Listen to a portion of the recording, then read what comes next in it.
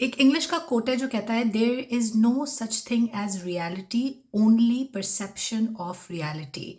इसका ये मतलब होता है कि कोई एक चीज़ हकीकत नहीं होती, हर इंसान की हकीकत दूसरे इंसान की हकीकत से मुख्तलिफ होती है। और इसका प्रूफ हम इस तरह से मैं दे सकती हूँ आपको कि बजिया ने अपनी बुक दी अवेकनिंग में ये कहानी लिखी है कि एक मर्तबा उसके पास दो भाई आए सेशंस के लिए। दोनों भाइयों को अपनी ज़िंदगी में रिश्तों से परेशानी थी।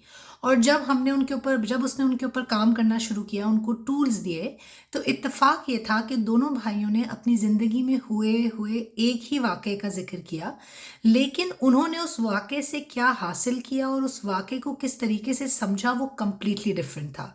पहला भाई आया, हुआ ये था कि जब ये दोनों छोटे थे तो ये लोग स्कूल में बहुत बुली हो रहे थे। और जब भी एक मर्तबा जब ये बहुत ज़्यादा बुली हुए तो ये घर गए और इन्होंने जाके अपनी अम्मी से शिकायत लगाई कि स्कूल में लोग जो हैं वो हमको बुली करते हैं। जो मदर थी, ऑफ कोर्स कोई भी माँ करेगी, वो परेशान होकर स्कूल पहुंच गई और प्रिंसिपल के ऑफिस में इन दोनों भाइयों को खड़ा करके इनसे ये आइडेंटिफाई करवाया गया या पूछा गया कि कौन से बच्चे जो थे वो इनको बुली कर रहे थे। जो दोनों भाई थे उन्होंने यही किस्सा बजिया को बताया, लेकिन बहुत मुख्तलिफ तरीके से। पहले भाई ने बताया कि जब मेरे साथ ये वाक़या हुआ तो मैंने अपने आप से ये वादा किया कि मैं अपनी माँ पे कभी भरोसा नहीं करूँगा। उसकी वजह से मुझे नंबर 1 इतनी शर्मिंदगी उठानी पड़ी, और नंबर 2 अब ये जो बुलीज़ है ये मुझे और बुली करेंगे, तो बजाय इसके कि मेरी माँ मुझे महफूज करती, उसने मुझे और मुसीबत में डाल दिया। जो दूसरा वाला भाई था, जब उसने ये कहानी सुनाई कि इस तरीके से हम घर गए और अम्मी प्रिंसिपल के ऑफिस में आई, तो उसने ये बोला कि मैंने उस दिन से इस बात का एहसास कर लिया था कि अगर मैं पढ़ाई और लिखाई में और नर्ड बन के रहूँगा तो लोग मुझे हमेशा बुली करेंगे। तो इससे कहीं ज़्यादा बेहतर है कि मैं वो चीज़ें अपनाऊं जिससे मैं काफ़ी ज़्यादा कूल दिखूं और बहुत रिलैक्स दिखूं, ताकि आइंदा मुझे कभी कोई बुली ना कर सके।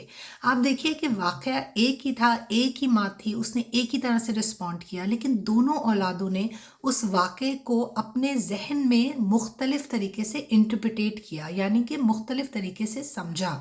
अब होता क्या है हमारे साथ, हमारी डे टू डे लाइफ की ज़िंदगी में, कि जब कोई हमारे पास आता है और हमसे आके कहता है कि तुमने हमारे साथ ये किया, क्योंकि इंसान फ़ौरन डिफेंसिव हो जाता है, ये हमारी आदत होती है। और ऑब्वियसली ख़ास तौर पे अगर आपकी नीयत साफ़ हो और कोई आपको आके कह रहा हो कि तुमने मेरा दिल दुखाया, तो ऑफ कोर्स हम थोड़े डिफेंसिव हो जाते हैं। लेकिन अगर आप इस आइडिया को माने कि हर इंसान की हकीकत मुख्तलिफ होती है, तो जब कोई इंसान आपके पास आके बोले कि तुमने फ़लाँ वक़्त में मेरे साथ फ़लाँ दिल दुखाया था, तो बजाय इसके कि हम बोले कि नहीं नहीं मेरा ये मकसद नहीं था और अपनी सफाइयाँ देना शुरू हो जाए, हमको ये चाहिए कि as a conscious, as a aware being, हम उसकी सिचुएशन, उसके इमोशन और उसकी स्टोरी, उसकी हकीकत, उसकी रियलिटी को वैलिडेट करें। उसको बोलें ये बात कि हम समझ सकते हैं, हम देख सकते हैं।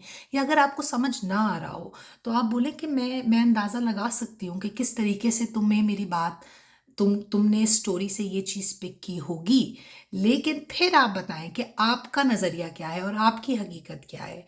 क्योंकि honestly a lot of times रिश्तों के दरमियान जो तलखी आती है वो इसी वजह से आती है। आप भी अपने बारे में सोचें कि कितनी मर्तबा आपने शायद अपने बहन भाइयों को, अपने पेरेंट्स को, अपने दोस्तों को ये बात बताई हो कि तुमने मेरा दिल दुखाया या तुमने मेरे साथ ये किया, और बजाय इसके कि वो आपकी हकीकत को एक्नॉलेज करें, समझें, उन्होंने फ़ौरन उसको डिनाई कर दिया कि नहीं नहीं नहीं, जो तुम समझ रही हो या समझ रहे हो वो गलत है, जो मैं हकीकत बयान कर रही हूँ वो हकीकत है। लेकिन अगेन द रियलिटी इज़ कि कुछ भी हकीकत नहीं है। जो आप चीज़ को जिस तरीके से देखते हैं वो चीज़ वैसे ही हो जाती है। So I hope and I pray कि मूविंग फॉरवर्ड जब भी कोई आपके पास आके बताए कि अपनी हकीकत बयान करें, तो उसकी हकीकत को डिनाई नहीं करें, उसको एक्सेप्ट करें। और फिर अगर आप अपनी सफाई में कुछ कहना चाहते हैं या अपना नज़रिया सामने रखना चाहते हैं, पेश करना चाहते हैं, तो आप कीजिए। देखिए इसको इस्तेमाल करने से आपके रिश्तों में कितनी ज़्यादा बेहतरी आती है। I hope this helps.